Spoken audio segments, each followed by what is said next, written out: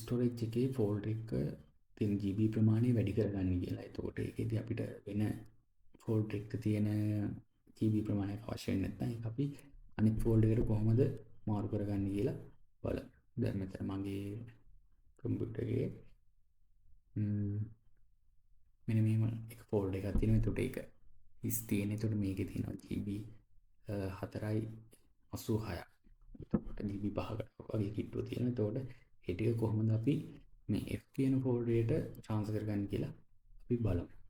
එතකොට අපි මෙතනදී Windows key එකත් එක්ක එකවර R press කර ගන්න ඕනේ. එතකොට අපිට එනවා මෙන්න මේ විදිහට panel එකක්. මේකේ අපිට මෙහෙම disk mg.msc කියලා ටයිප් කරගන්නත් පුළුවන්. එහෙම නැත්නම් අපිට මෙන්න මෙතනින් මේක මේ සිලෙක්ට් කරගන්න පුළුවන්. හරි. අපි ඊට පස්සේ මෙන්න මේක ඕකේ කරගන්න ඕනේ. එතකොට එනවා අපිට disk manage එක. එතකොට මේක පෙන්නනවා තියෙන ටික දැනට C එක තියෙනවා, F එක තියෙනවා, D එක තියෙනවා. එතකොට මෙන්න මේකේ තියෙන මේ GB 5 ප්‍රමාණය තමයි මම මේ F එකට ට්‍රාන්ස්ෆර් කරගන්න ඕනේ. එතකොට අපි මේකෙදි මේ D එක කරලා right click කරන්න ඕනේ. එතකොට එනවා මේ විදිහට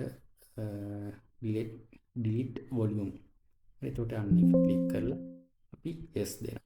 yes දුන්නාට පස්සේ මේක unlocated විදිහට තමයි පෙන්නන්නේ. එතකොට මේක දාගන්න ඕනේ F එකටනේ. F එකට ගිහලා අපි F එක උඩ මෙන්න මේක right click කර ගන්න ඕනේ. එතකොට එනවා මේකට මෙතන පෙන්නන මෙන්න මේ විදිහට extend volume කියලා. එතකොට අන්න ඒක click කර ගන්නවා අපි. ඊට පස්සේ අපි next කර ගන්නවා. එතකොට පෙන්නන මේක කොච්චරද තියෙන MB ප්‍රමාණය කියලා.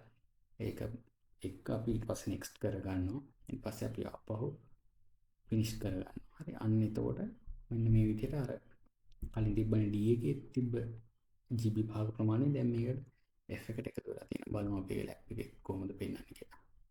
හරි. මෙන්න මේ විදිහට උඩ කලින් තිබ්බ D කියන එකේ තිබ්බ GB පහම delete වෙලා ඒ පහ මේකට එකතු වෙලා තියෙනවා.